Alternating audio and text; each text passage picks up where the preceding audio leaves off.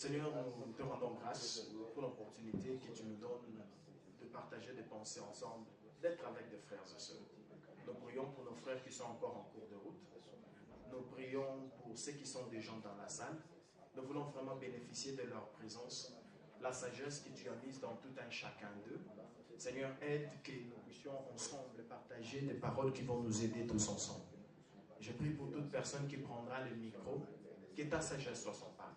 Seigneur, aide-les à partager avec amour, avec bonté et avec un bon cœur pour nous entraider. Personne n'a toute la sagesse à part toi. Mais de toi, nous avons reçu en portion, comme Paul dira. Nous recevons en partie et nous prophétisons en partie.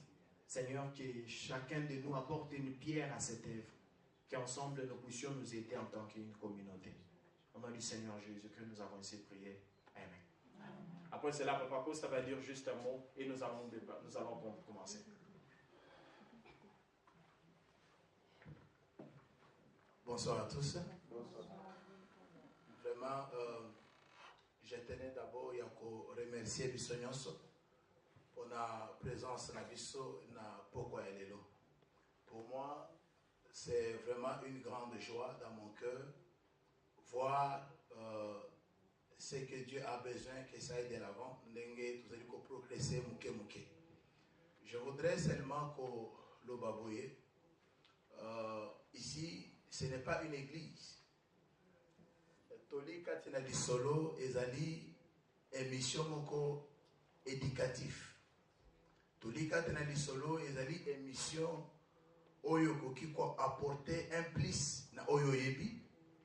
Ezali émission oyo koki ko aider yo na quelque chose selon ce que Dieu a mis na kati na maman ou azali kosala ba émission. Moi personnellement, les likanisi bandaki naza komona yango, nazo féliciter yango, mais pour dire la vérité, naza ki pendana na katiti. Mais une fois, tango ebandi, elle s'est déplacée un peu à en France. Je suis resté à la maison, na téléphone.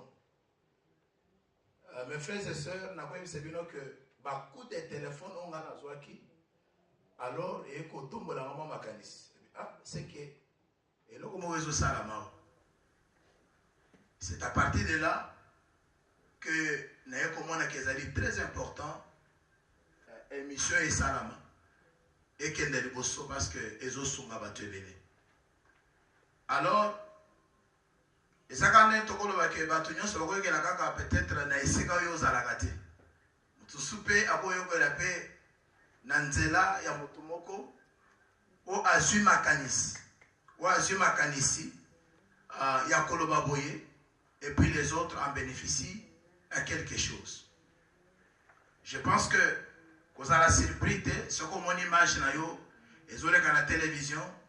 Vous avez la surprise, ce que mon image na yo, et peut-être quelque part, les antinandé auto, vous allez conseiller la émission parce que nous voulons que Batoming Bazala atteint la communauté na biso. Si Dieu nous fait grâce, donc vous allez paix pour atteindre la communauté mususu pour utiliser peu la langue mususu peut-être interprétation kakapo toli oyo ekomela mutunyos.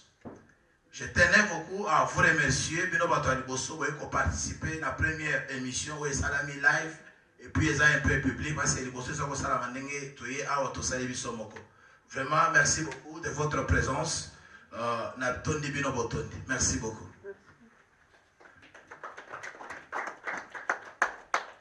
Comme je dis au départ, nous allons commencer. Maman Magui a besoin de micro, mais Nalina Sengayo Lisusu, tant où Yazo Loba. Yo kozala kaka umuyo ki ya pamba te mi bongisa déjà parce que akoumela te micro kozala pe na maboko na yo ou partager oyo yo pe kozala nango ya kosungana. OK, juste des petits conseils na batu nyonso. Bon, bien sûr toyebi ezali ba mesure ya sécurité na basala batu bo soki tozui mais soko bimi na libanda wana soko mutasa besoin ya toilette ou quoi juste na libanda moi ba signe ezali et que juste vous sortez par cette porte là, vous serez en mesure de vous aider. Il y a un verre d'eau de Bosso na yo si tu veux prendre quelque chose. Je vous remercie, Maman Magui. Ok, je vous en prie. Merci, Pasteur Alex. La perception son beauté. Merci pour nous disposer na temps na biso kokuta na lisusu na journée oyo pour na kosunga elongo kosunga bilenge kosunga bampaka pour na mboka na biso baloba ke mwana moke pe abeta mbuta mikolo pe ba binaka, c'est-à-dire kokozala jeune na âge mais toli na yo esoki moto oyo ta moso aleki yo na mbula yango wana nazopesa bino merci lisusu kolandisa na merci ya papa mpona dita na biso todispose. En tout cas tokomela te tokobeta lisolo na biso ya liboso po ete na kati na yango toyebana kopesa bandeko toli na boye ezalaki bokolimbisanga na bana kosala na oloba na biso nazoloba mpe na bandeko baolanda biso plus alors baso bazolanda biso bipai biso bino bokutami tozali kosouhaite bino lisusu le bienvenu ou la bienvenue na émission na bino ya toli kati na lisolo. Tozali awa na bapapa ya bwanya bamama ya bwanya bandeko babongami bapesi ntan na bango boye po ete elongo toyebana kosunga yo moto ozolanda biso lisolo na biso ya liboso tokobanda boye ezalaki na papa moko na mboka moko na boye ye azalaki sage. Sikoyo papa oyo sage tala eloko asalaki tali ke so aluki kiti avandi na coin alobi nga naza sage naza mayele boya napesa bino toli moto te azoya. Papa wana asalaki boye asali aconstruire kamwa ndako moko atie bapai likolo moni systeme ya bandako ya mboka wana na parcelle na ye atongi kamwa ndako moko amoke eza neti ezoluki neti mwa bizarre boye. Ale asalisi bikeko akeba amenizie bazwi bapai basali bikeko bazwi banzete basali yango bikeko atelemisi bikeko ne mibale moko etelema awa moko etelema awa akamati bamayaka babilo mwa bizarre akangisi achial komi wana nganga marabu donc awa erataka te publicité bato nyonso nganga wana ya kwe nganga wana ya kwe na boye bato bazalaki koya nganga salelanga boye aosunga bango na mayele oyo nzambe apesaki na bwanya azosunga bango. Mokomso mama moko aye ayebisi ye yo nayoki sango na oke kisi na yo ezosala naza vraiment na besoin osalelanga kisi atuni kisi mpona nini yo mpo mobali na nga akoma kolinga nga akoma koyokela ngai asalela nga mpe nde namona mpe baninga mosusu asalela bango oyo basalelako te o te ngai ayokelaka nga te liloba nange ezaka ya mabe na matoi na ye makambo nyonso ezaka ya mabe mpona nini nayebi nanga likambo te likambo nyonso na olobaka aza mabe epa na ye c'est vrai sikoyo olingi nini oyo nalingi alinganga koleka alinganga makasi nde kisi mpenza nga na ye kosala alinganga makasi abana kosalela nga mpe bolamu abana koyoka mpe mongongo na nga ok nganga alobi oye vraiment na adresse oyo esengelaki. Alors mpona kosala kisi yake mobali alinga yo na niveau wana ozoluka na kopesa solution eza moko ayebisi ekende na zamba omona nkosi okanga nkosi bongo ozwa bapoile ya mutu na ye okatela nga bapoile ya mutu omoni nkosi azalaka na bapoile ebele na bapoile na ye wana ya kingo etondaka okata bapoile wana ata mibale misato oya nango bongo ntango oya nango tokosala kisi omona ndenge olinga yo.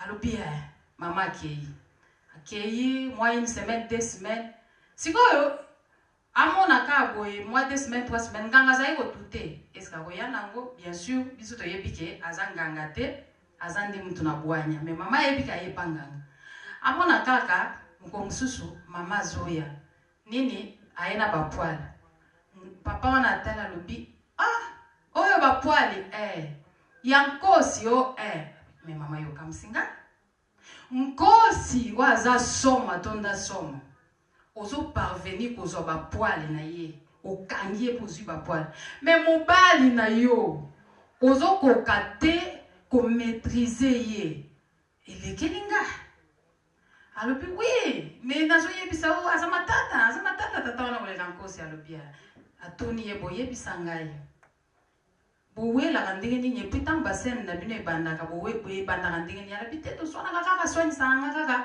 to banda kaka ya bantu expliquer ta ya ko loba boy tanga na uzongi sa boye après ta ngani tumukola ta ngana lobaki boye na lobi bona nganga zolanda a comprendre que mère malolo beliki belé yango sikoyo mobali na suka ngani motema soka suki motema ko lobisete a osale lo mo te ya osenga e ai bisia skota uya lo bible yo lo bine mbala monga na zokisele boina lobile boina mbala mona landisele oy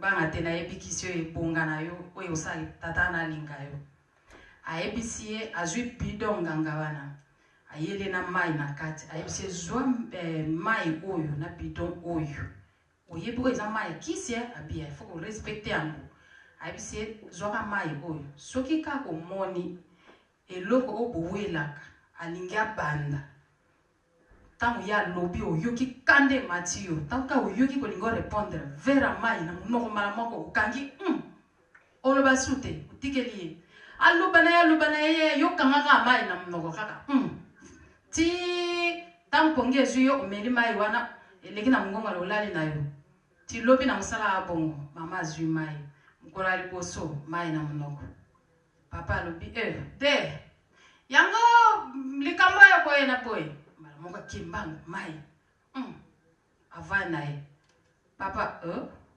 okoloba te mère mai kana monoko joa liboso papa azeli bafinge ndenge bafinga ke kofinga ye kosote kosimba na bapara na ye kobanda enfance na ye papa azeli azwi réponse te deuxième troisième quatrième jour une semaine mona kaka papa comment s'intéresser na ye un mois 2 mois troisième mois akomi na ye bien azongi mama wana ma esili alobi nganga namoni mpenza ezosala akomi kosinterese na nga akomoyoka nga akomi koya pa nga nazali pesanga mai mosusu apesi ye deuxième bidon na ntango deuxième bidon esilaki aye na troisième bidon ayebisi ye kamata bidon oyo kende na ndako na yo toka mai na pompe na yo tiaka na monoko so mobali nazoloba soko oyoki kanda nga naza nganga te na comprenaki ke problème no eza maloba epele ntango moninga aza na liloba moko yo maloba san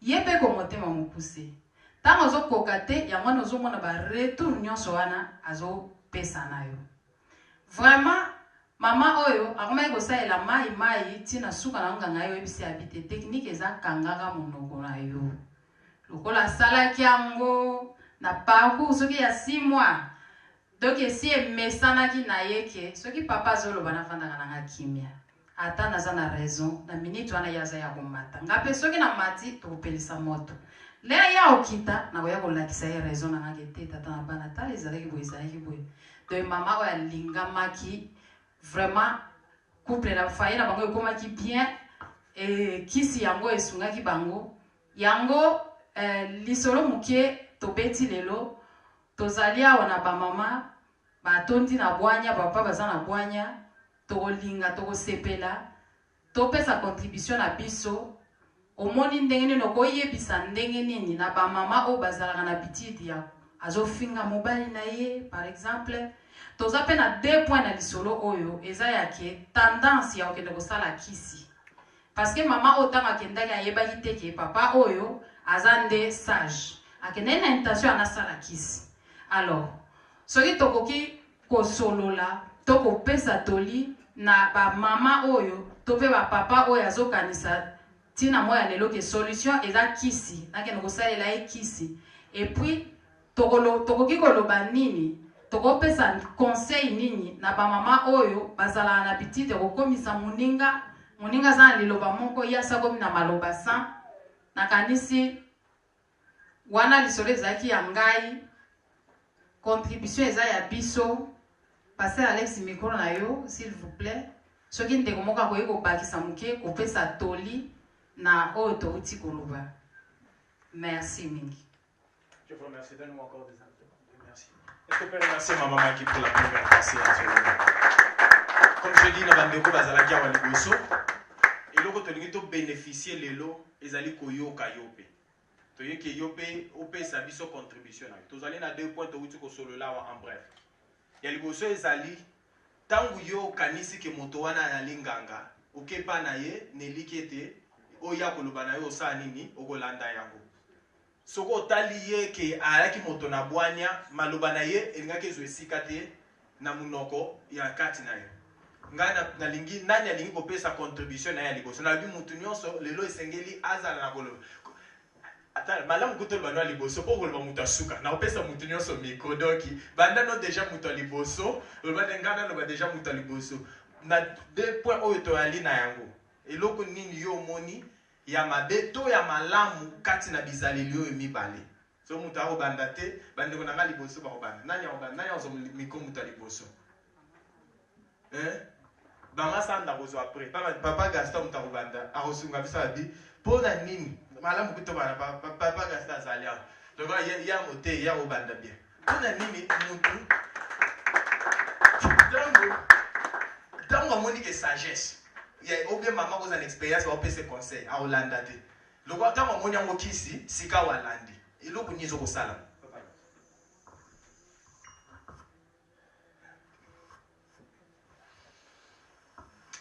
bon je pense que il faut d'abord tout comprendre que libala esanini d'abord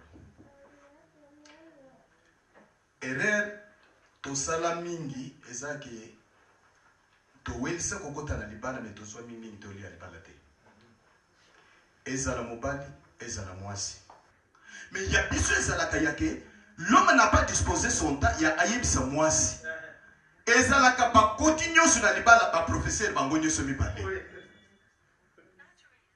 tu comprends et si mwasi apprendre te komikitisa mobali mpe ayebi ke ngai bamonela ngai te nde moto mikolo nyonso bitumba ekozalaka na mikolo nyonso tu mwasi ifo ayeba balimite na ebandeli wapi mobali mpe ayebake yayebe ebandeli wapi eke kosuka wapi obali mwana bato aza mowumbu na yo te aza motu aza na makila na mai asali erreur c'est ton temps c'est votre responsabilité ya kovandisa kopesa te mama likambo basalaka yango bote basalaka boyi soki osali boyi ekozala bien te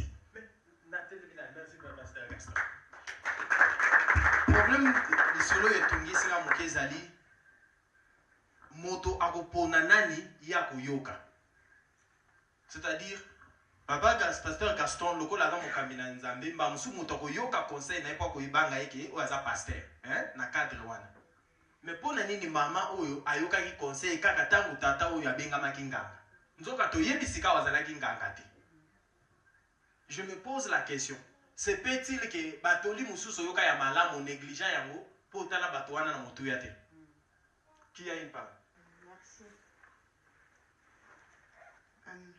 nangina partager soki tolandi lisolo ya mama ndenge abandaki yango alobi eza na papa moko boye azali kopesa conseil na bato mais bato balingaki conseil wana te balingaki kokroire nango te baboyi yango mais qu'est-ce qu'il a fait comme c'est un papa sage a dit ok je vais créer quelque chose pour attirer les gens vers moi parce que bato bazomona te azoloba bato bazoyoka te donc qu'est-ce qu'il a fait asali babiloko wana babiloko bonganga les gens attirent les gens bakendaka vers ce qui attire les yeux donc ils ont dit que non tokende comme tomoni monganga moko kuna donc le père azaki na ete mais comme les gens balingaki kaka eloko moko donc elle est allée donc maman wana akendaki papa wana asololi na ye batuni ye mpe question yo lingi boye soki papa apesaki ye la Bible nous dit une femme sage bâtit sa maison amen donc moi je regardais nandenge que non une femme sage c'est celle qui a beaucoup à dire mais qui garde silence qu'est-ce que papa a fait okende tokoma côté papa atingi maman que nosalika moko ezalaki plus dur elle est allée à Sali, elle a pris de risques. Des grands risques. Donc, elle n'a pas pu qu'on maîtrisait mon bal. Il y a papa comprenait qu'il était appliqué à mon nez, mais écoute, au cœur, pour aux en Canada, pour un problème. Tout continue. Maman, Kamataki, Aki. Mais ce que j'ai remarqué dans Katia maman, na Katina Bissopé, tout ça, maman moko, au bazana yes sous les sous. Donc, c'est plus même. Donc, maman, à qui m'a pas papa. Exemple, je peux dire, Bissopé le toko qui met pas en mon tout, vous avez quelqu'un, ou quelque chose, ça y conseil, il y a bien ou il y a mal. La mère et la fille. La conseil n'a dit que la maman wana, c'était pas mal, elle est allée voir le papa à Kinaki. Mais ce qu'il a fait que non, à Kinaki a kosi, à Kana kosi. Donc it's beyond. Elle est qui coûte. Oh il y a mon bali là. Oh il y a mon bali là. Donc à qui ça soki, à quoi il faut Kana kosi. Donc elle peut aussi maîtriser son mari. Amen. Elle pouvait maîtriser le mari. Donc, elle n'a pas appris. C'est pour cela, moi, avec ce que maman vient de dire, Bandeko, tous à la base, les femmes sages bâtissent sa maison. Et ça va bâtir sa communauté. Oui. Bâtis tout autour de toi. Ce que tu attends. Des conseils, il y a ma lame, il y a ma bépéza.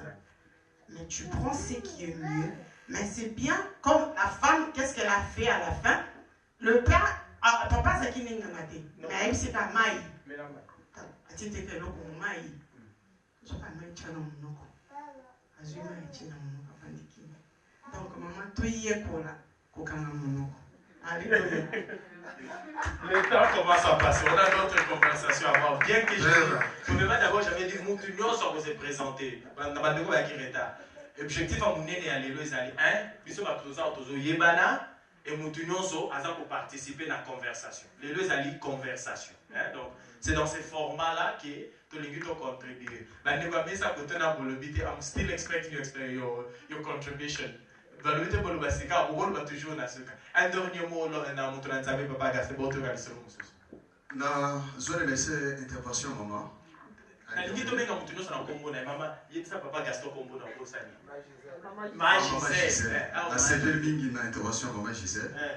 voulais juste ajouter que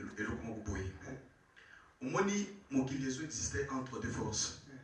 Force en Zambie, la force en Mabé. Dans mon âme, toi qui es pas pasteur, qui est au Senga prière. Si vous avez un pasteur, à Kokota Nanda, à Latimoa, Sultan Mokoboye, à Zumoa, Roussmo Bozo, ils ont touché ma bélé. Si vous avez à la Seble Mokoboye, pour Sambel. Passer la prière, pasteur a un cas simple, passer la prière, a donné, papa, ici. Et c'est le cas de papa. Quand on a dit ça, papa, que ça n'est pas comme on dit tendance à mon tour. Merci encore à tout le monde qui a contribué. Maman Maggie. Merci. Na kanisi na yo mutozo landa biso oyoki ya motu ya penze bimi awa ba mama ba lobi tozala ba mama ba tongi kasi ba komite tozala ba oyo bazotonga na ba famille bipai to botama tozala ba oyo bazotonga na mabota to na mabala bipai to koti tozala ba oyo baotonga na communauté na biso na entourage na biso mama lobi tozala ba tongi ya motu ya penza ebongo papa yeko bakisela biso alobi silence ezali arme monene nzoka mama oyo eloko ezangaki ezalaki ka motema pio kovanda mwa moke na silence ofai na yo ozolope na raison na yo mais ofai na yo oboyi na yo mpe koloba me nzoka nde elongeli yo ya minene. Vraiment merci mingi bapapa ya bwanya bamama ya bwanya pe bilenge ya bwanya tokosa immunité na boye tozo koba.